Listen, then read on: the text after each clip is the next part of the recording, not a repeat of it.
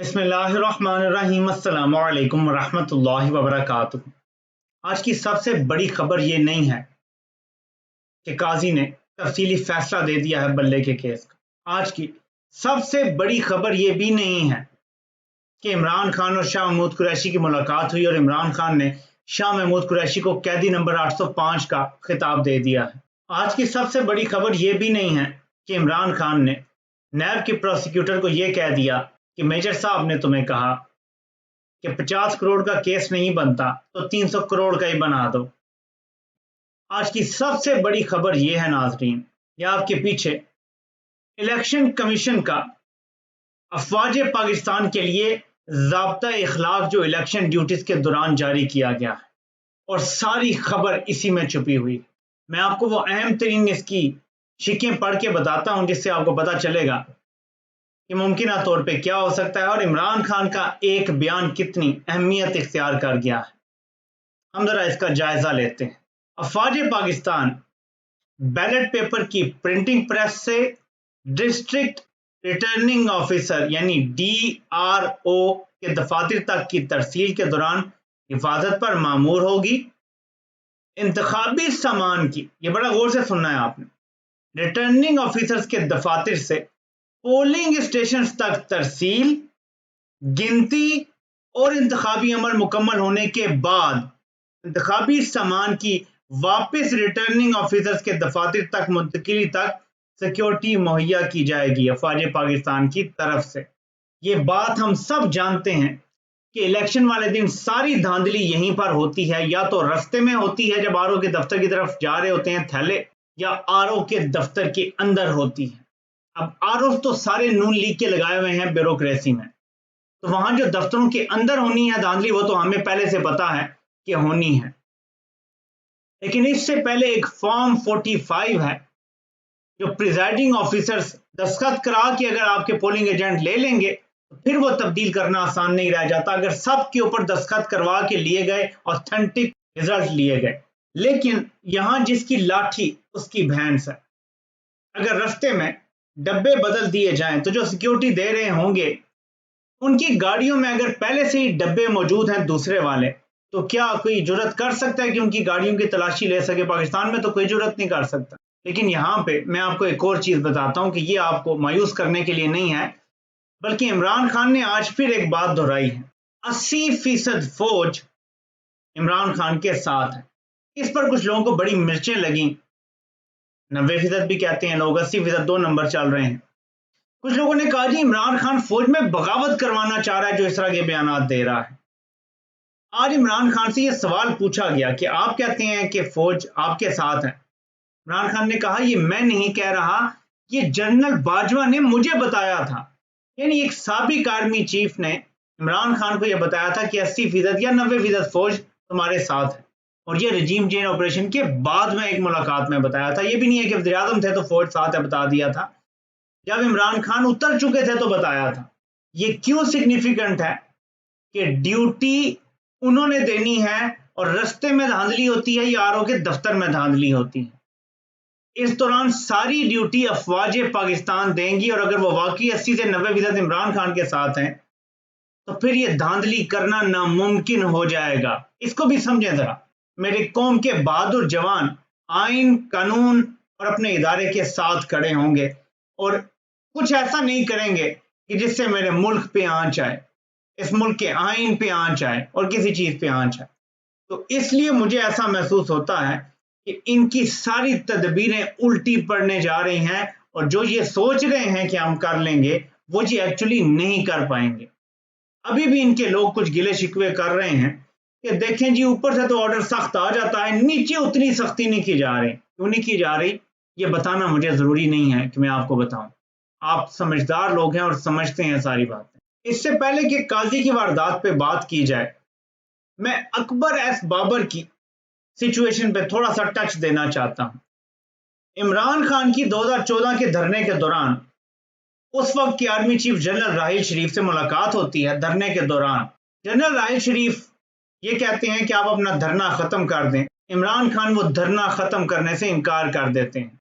इमरान खान क्योंकि बात मानने से इनकार करते हैं तो इसके बाद अकबर एस बाबर लॉन्च होता है मुबैना तौर पे, और तब से लेकर अब तक ये शख्स लीच की तरह चिपटा हुआ है तहरीक इंसाफ के साथ। तो मेरा एक सवाल है, अगर तहरीक इंसाफ के कोई जिम्मेदार लोग देख रहे हैं तो जरा मेरे इस सवाल का जवाब दे दें कि आप कहते हैं आपके पास सबूत है कि इसको पार्टी से निकाल दिया गया था। सुप्रीम कोर्ट का फैसला ये कहता है कि कोई ऐसा सबूत मौजूद नहीं है और अकबर एस बाबर स्टिल तहरीक इंसाफ का हिस्सा है। हम ये थोड़ी देर के लिए मान लेते हैं कि सुप्रीम कोर्ट गलत कह रही है और आपके पास सबूत है, लेकिन इलेक्शन एक्ट में जो तरीकाकार लिखा हुआ है इसको निकालने का, आप अब वो क्यों इस्तेमाल नहीं कर रहे? उसको शो कॉज नोटिस दें, वो आए बताए, उसको मुस्तरद करें और जो तरीकाकार है उसके तहत उसको पार्टी से निकाल दें। इलेक्शन एक्ट के कानून को फॉलो करके अगर आप ये काम कर दें तो जो इनका अगला मंसूबा है कि तहरीक इंसाफ हाईजैक करवा के अकबर एस बाबर को उसका चेयरमैन बना दिया जाए और उसको फिर बल्ले का निशान दे दिया जाए और इस तरह आवाम को कंफ्यूज किया जाए, तो तहरीक इंसाफ अगर चाहे तो 8 फरवरी से पहले अपने इंट्रा पार्टी इंतखाबात भी करवा सकती है, क्योंकि इलेक्शन कैंपेन की इलेक्शन कैंपेन हो जाएगी। उम्मीदवार जिनको टिकट मिल चुके हैं, ऑलरेडी मिल चुके हैं, वही अहदेदार भी बन सकते हैं उन्हीं इलाकों के। पैनल पूरे पूरे बना लें, बीच में अगर अकबर एस बाबर भी लुच तलना चाहता है उसे तलने दें, वोटिंग करवाएं। इस टाइम तो आपको कितना सा पकड़ लेंगे, इलेक्शन में भी ड्यूटियां देनी है। अभी तो बहुत ज्यादा उनके हाथ फुल हुए हुए हैं, कोशिश वो पूरी करेंगे पार्टी हाईजैक करने की। एक इंटर पार्टी इंतखाबात और एक अकबर एस बाबर का कोई पक्का इंतजाम करें अगर आपने करना है, वरना तो ये लीच की तरह चिमटा रहेगा आपको। और तीसरी चीज के तरीके इंसाफ रिव्यू पिटीशन करने जा रही है। अब रिव्यू पिटीशन में वही काजी के अपने फैसले के खिलाफ फैसला दे देगा, ये तो नहीं होने वाला। लेकिन मैं समझता हूँ कि रिव्यू पिटीशन की ऐसी तैयारी करें कि काजी ने जो फैसला दिया कम से कम इसकी धज्जियां उड़ा दें आप लोग। और जब ये रिव्यू पिटीशन काजी के अपने बेंच में लाइव चला रही हो तो अवाम भी देखे कि काजी कितना कंप्रोमाइज जज है, क्योंकि काजी की ये जरा आप देखें ऑडेसिटी। काजी साहब कहते हैं कि पीटीआई से जो बल्ले का निशान छीना गया है इसकी वाहिद जिम्मेदार खुद पीटीआई है। यानी अपने फैसले में अपने आप को बचाने के लिए वाहिद दलील ये दी है कि मैं जिम्मेदार नहीं हूं बल्ला छीनने का, पीटीआई खुद जिम्मेदार है। खसियानी बिल्ली खंबा नोच रही है और नोचती चली जा रही है, लेकिन तारीख इस फैसले पर अपना फैसला सादिर करेगी और तारीख में काजी पाकिस्तान का बदतरीन आमिर के तौर पे याद रखा जाएगा। एक ऐसा डिक्टेटर कि जिसको आईनी कवर हासिल था, एक ऐसा डिक्टेटर कि जिसके फैसलों को ना बाद में और ना कोई और बदल सकता था। ये बदतरीन डिक्टेटरशिप है जो इस वक्त पाकिस्तान में नाफिज है काजी की सूरत में, और ये अभी मजीद कम अज कम भी 9 से 10 महीने रहनी है। अक्टूबर तक आपकी कम अज कम भी इससे जान नहीं छूटनी। काजी अगर अपने फैसले में सिर्फ इतना लिख देता कि तहरीक इंसाफ से इंतखाबी निशान ले लिया गया है, ये बहुत बड़ा नुकसान है, कोई और पार्टी होती खत्म हो जाती। नून लीग से आज आप शेर का निशान ले लें, मैं आपको यकीन दिलाता हूं वो एक सीट नहीं जीतेंगे पंजाब में। काजी ये लिख देता अगर अपने फैसले में कि इंतखाबी निशान छिन गया है, लेकिन तहरीक इंसाफ के टिकट पे जो लोग लड़ रहे हैं इलेक्शन, उनको पार्टी का मेंबर ही तस्वुर किया जाएगा इलेक्शन के बाद। इससे हॉर्स ट्रेडिंग का रास्ता रुक जाता। लेकिन काजी ने इतना भी फैसले में लिखना जरूरी नहीं समझा, वरना ये फैसला बाइंडिंग होता पूरे मुल्क पे।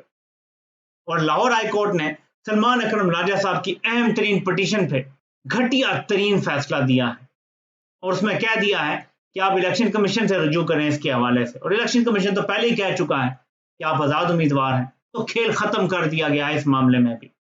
वरना इस पिटीशन का अगर मेरिट पे फैसला आ जाता और तहरीक इंसाफ को अगर कहा जाता कि हाँ आपके पास बेशक इंतखाबी निशान नहीं है, लेकिन आइन आपको हक देता है कि आप किसी सियासी जमात का हिस्सा हो और आप इस जमात का हिस्सा हैं, आपका बुनियादी हक हम नहीं ले सकते, लेकिन ऐसा नहीं किया गया। ये मेरे मुल्क का निज़ाम है और इस निज़ाम को बदलने की जंग है। मेरे पाकिस्तानियों, revenge is a dish best serve cold, और 8 फरवरी को आपने बदला लेना है। अरशद शरीफ के कत्ल का, जिले शाह के कत्ल का, 25 लोग तो 9 मई को कत्ल किए गए, उसका आपने बदला लेना है। माओ बहनों बेटियों की इज्जतों पे हाथ डाला गया, उसका बदला लेना है आपने। लोगों के घर तोड़े गए, कारोबार तोड़े गए, चादर और चार दीवारी का तकद्दुस पामाल किया गया, बच्चों को ट्रॉमाटाइज कर दिया गया, आपने उसका बदला लेना है। ये इतने फोड़ हैं। इमरान खान ने सही कहा था कि एक तो ये पढ़े लिखे नहीं है, दूसरा कोशिश भी नहीं करते। बड़ी रिसर्च करके ये लेकर आए हैं कि पीटीआई की वेबसाइट इंडिया में होस्ट कर रही है, तो मैं आपको उसकी भी हकीकत बता देता हूं। अमेजॉन की सर्विस है, ये उसी तरह की सर्विस है जैसे आपने क्लाउडफ्लेयर का भी नाम सुना होगा। जो वेबसाइट होस्ट है उन्हें ये बात समझ आ जाएगी। मैं आपको आसान अल्फाज में बता देता हूँ। आप अपनी वेबसाइट इंटरनेट पे होस्ट करते हैं, उसका डेटा आप जिस मुल्क में चाहते हैं ना कि लोग देखें, आपकी कोशिश ये होती है और आपको ऑप्शन दी जाती है कि आप करीब तरीन मुल्क में अपना डेटा रख लें। तहरीक इंसाफ ने अमेजॉन जो कंपनी है, जो दुनिया के अमीर तरीन लोगों में से एक बंदे की कंपनी है, जेफ बेजोस की, उस कंपनी की होस्टिंग सर्विस ली या उनका क्लाउड फ्रंट इस्तेमाल किया अपनी होस्टिंग सर्विस के साथ। और वहां पे अगर ऑप्शन आया कि आपका डेटा सेंटर कौन सा होना चाहिए, तो अमेरिका की ऑप्शन होगी, यूरोप की ऑप्शन होगी, एशिया की ऑप्शन होगी, या कंट्रीज की ऑप्शन होगी कि आपने अमेरिका में लेना है, कनाडा में लेना है, या इंग्लैंड में लेना है, सिंगापुर में लेना है, कहाँ लेना है। तो तहरीक इंसाफ ने करीब तरीन ऑप्शन चूज की इंडिया की कि उनके वेबसाइट जितनी करीब होती है आपके मुल्क के, उतना तेज चलती है। समझ रहे हैं आप बात को? यानी जहां आपने अपनी वेबसाइट चलानी है, जितना करीब होगा डेटा सेंटर, उतनी जल्दी लोगों को वेबसाइट डाउनलोड करने में आसानी होगी, पेज लोड करने में आसानी होगी, डेटा देखने में आसानी होगी। यानी वेबसाइट अमेरिका में होस्ट है, इंडिया में नहीं, लेकिन उसका जो डेटा है वो अमेजॉन के सर्वर से होता हुआ अमेजॉन की सिक्योर सर्वर में इंडिया में भी पड़ा हुआ है, वो बेसिकली इंग्लैंड में भी पड़ा होगा, वो सिंगापुर में भी। यानी जहां जहां कोई करीब देखेगा उसको वो डेटा वहीं पे करीब नजर आएगा। कोई अमेरिका में है तो उसको अमेरिका के डेटा सेंटर में वो डेटा मिलेगा, लेकिन उनके पाकिस्तानी इंडिया के सबसे करीब हैं, तो अगर अमेरिका का डेटा सेंटर यूज होगा तो डेटा देर लगा के पाकिस्तान पहुंचेगा, एक माइक्रो सेकंड भी मैटर करता है। तो इंडिया के डेटा सेंटर में जो डेटा पड़ा हुआ है वो पाकिस्तान में जल्दी खुलेगा। अब अगला सवाल पैदा होता है कि ये जो डेटा सेंटर्स हैं, इस पे इंडियन हुकूमत की रसाई है या उनकी रॉ की रसाई है? तो इसका सवाल ही पैदा नहीं होता। ये जो इंटरनेशनल लेवल की कंपनियां होती हैं, इनकी इतनी हाई लेवल सिक्योरिटी होती है कि कोई तस्वुर नहीं कर सकता। ये सबसे हाई पे उसको देते हैं जो सबसे बड़ा हैकर होता है, ताकि वो इनके सारे लूप होल्स पकड़ के प्लग कर सके। तो ये बकवास है बिल्कुल कि इंडिया की किसी गवर्नमेंट को, किसी ऑफिशियल को इस डेटा तक रसाई है जो तहरीक इंसाफ का डेटा है, या वोटर्स का डेटा है, या उम्मीदवारों का डेटा है। ये सिर्फ एक क्लाउड सर्विस है जो पूरी दुनिया में इनके डेटा सेंटर्स फैले हुए हैं, वहां ये फैला हुआ है। उसमें एक नाम इंडिया का भी है, एक सिंगापुर का भी होगा, एक इंग्लैंड का भी होगा, एक अमेरिका का भी होगा। बदकिस्मती ये है कि पाकिस्तान के हालात ऐसे हैं कि यहाँ पे उनका कोई डेटा सेंटर नहीं है। अगर हो तो यहीं पे वेबसाइट होस्ट होनी थी, यानी उसका क्लाउड वर्जन भी यहीं पे होस्ट होना था। उम्मीद है मेरी बात आपको समझ आ गई होगी। ये प्रोपेगेंडा कर रहे हैं कि तहरीक इंसाफ की साइट इंडिया से होस्ट हो रही है। इस कदर घटिया प्रोपेगेंडा ये करते हैं कि मुझे अब शक पड़ना शुरू हो गया है कि अल्ताफ हुसैन के ऊपर भी हो सकता है बहुत सारे इल्जाम सच्चे हों, लेकिन बहुत सारे मुझे लगता है कि झूठे भी हैं। आपसे इंशाल्लाह फिर मुलाकात होती है। अल्लाह पाक आप सबका हामी नासिर हो। आप सबके सुनने का बहुत बहुत शुक्रिया।